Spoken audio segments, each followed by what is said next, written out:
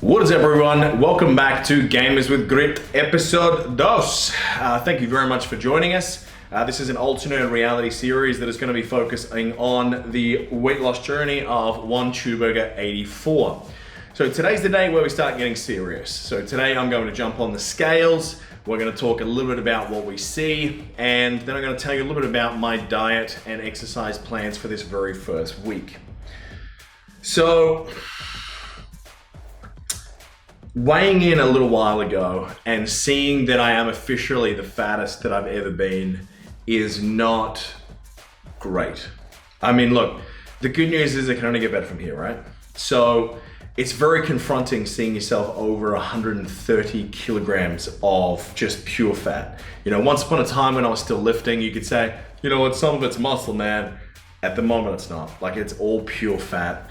I feel terrible. Looking at that scales, now I feel even worse. But it's also got me angry.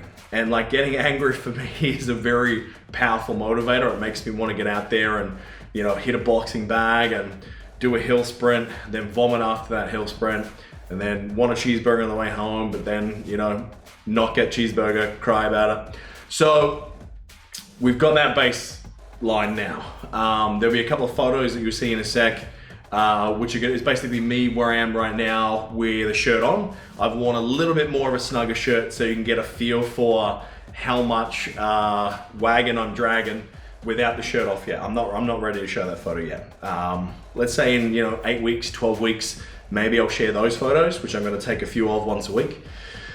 But it's a place to start. So today I'm going to go for a bit of a walk. I'm very lucky that we live very close to the beach here near Jumeirah Beach. It's an awesome place to go for a walk. To get to the beach, I have to walk through literally a district of every food that normally just sets me off the rails. I might even show you that in a future video.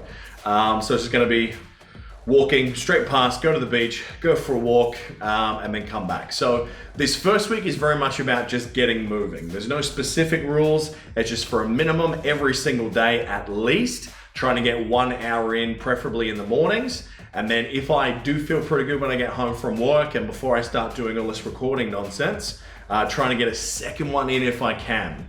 I don't want to push the body too hard, too fast, because I've seen this before in so many people that, they've watched shows like Biggest Loser and they see these people carrying my kind of weight and they get them running.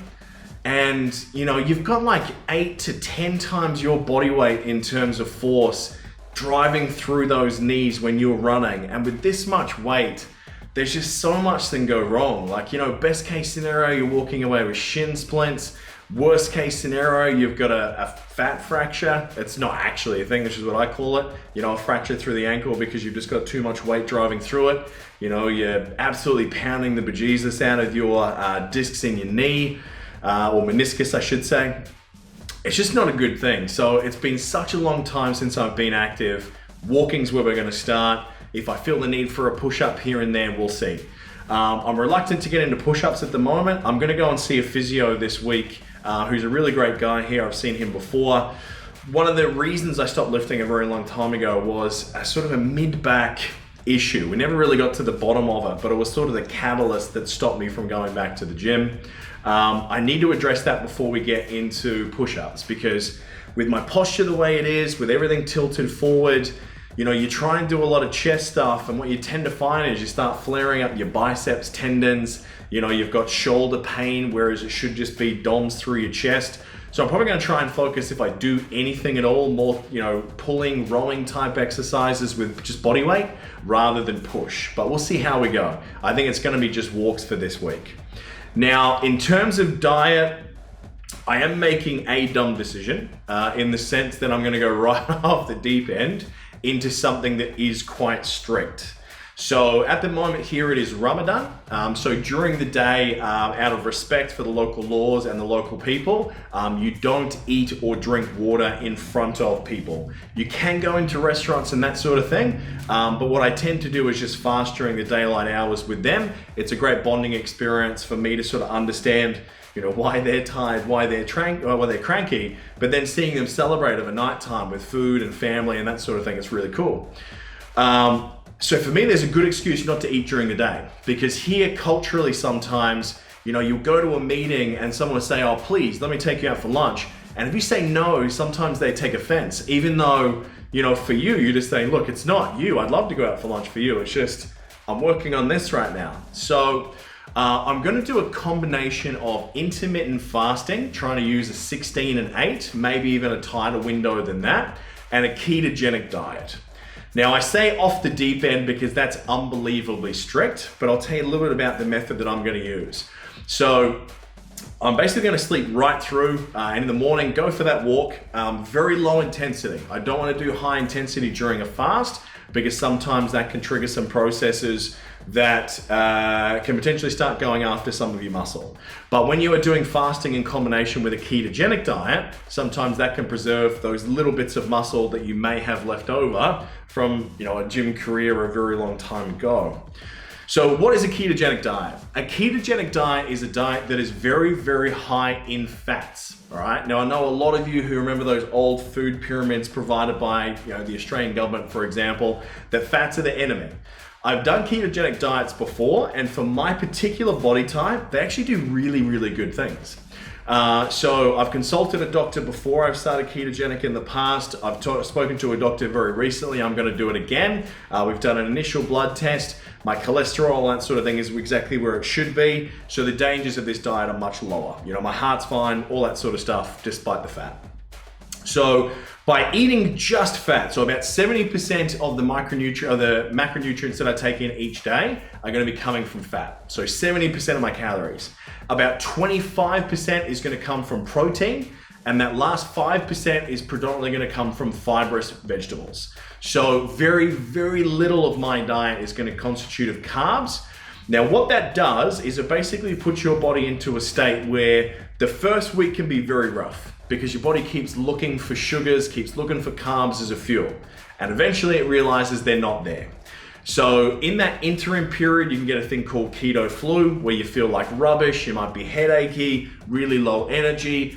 But if you can persevere past that, for some people it's 3 days, for some people it's 2 weeks, you get into basically what we call ketosis. So that basically means that your body is trying to prioritize fats as a fuel. And one of the byproducts of metabolizing high levels of fat is that you get ketones circulating in the bloodstream, and that your brain and your heart can utilize those for additional energy instead of traditional glucose. Now that doesn't mean that your body's not producing its own glucose, because it still absolutely is via a process called gluconeogenesis. But you're not really taking in any new forms of glucose that are adding to that system. So the idea is your body will eventually shift a little bit so it goes into very high fat metabolism. Now the idea is if you can do this longer than a month, your body gets so tuned in, is that when you are doing any form of low intensity exercise, high intensity short burst exercise can be a little bit of an issue, because you feel like you just haven't got that extra juice without the sugars, without the carbs, is that you get an incredible amount of fat loss. A lot of the research shows that you get some preservation of your metabolic rate. So one of the main issues when you are cutting your calories below your basal line is that your metabolism can crash. People call it starvation mode, if you will. But when you're on ketogenic intermittent fasting as a combo, a lot of the data out there points that for some individuals, and again, I've tested it on myself before so I know it works, again, obviously a long time ago, that you can actually find that your basal metabolic rate can be higher through extended periods of calorie restriction. Now, I'm not gonna be an idiot. I'm not gonna go to 1,200 calories a day when I've been consuming like, I don't know, 4,000. I'm gonna try and sit somewhere around early to mid twos. So 2,000 to 2,500, that's kind of the window I'm gonna sit in, depending on how much exercise that I do. Normally I wouldn't go that high without doing some real gym work with weights, but I also don't want to shock my system too much. Hey everyone, I'm really sorry about having to cut to audio only here, but unfortunately my camera mounted microphone that I've been relying on for a little while has died on me, so I'm going to have to secure a new one. But because I didn't want to delay this video, I just thought I'd dub over the top. So to finish off what I was saying, you don't want to drop too much in a calorie deficit in the first couple of weeks because you can shock your system when so many other things are changing. You know, your exercise, the type of foods that you're doing, your sleep cycles. So I don't like to drop the calories too much too early. So what you're seeing up on screen right now is the before photos, or the, I guess, day one weigh-in photos that I promised you that I would do. For me, they're pretty disheartening to look at. I mean, a black t-shirt there hides a lot. The shirt-off version, which I'm not willing to upload just yet through embarrassment, it's pretty confronting. You know, there's more rolls there than you would see in an average bakery. You know, the amount of muscle that I've lost from my back and my trap sort of area, and the way it just sort of folds down, it's not good. And it explains a lot of the discomfort that I do feel in this body right now. So yeah, that's day one. That's how we look. We've got a lot of work to do. I'm very confident we can get it done though. And thank you very much to the people who reached out over the last couple of days saying that they're going to do this at the same time. And the support has been awesome. So if you have liked what you've seen here today, make sure you tune in again. In 1 week's time, we're going to do the week 1 update.